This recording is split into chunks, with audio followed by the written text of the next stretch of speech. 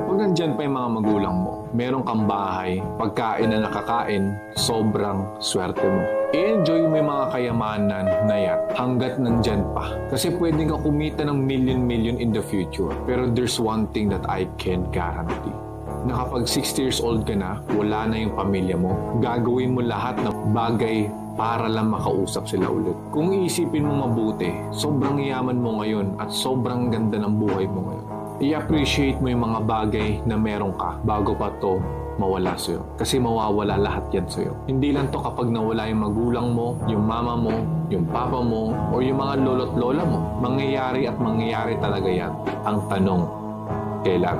Kapag meron ka pa ng mga binanggit ko ngayon, i-appreciate mo kung gaano ka kayaman. Maraming nawawalan ng pamilya sa mundo ngayon. Tapos sobrang babata pa nila, tapos din nila mabuhay alone. Appreciate your parents. Tell them how much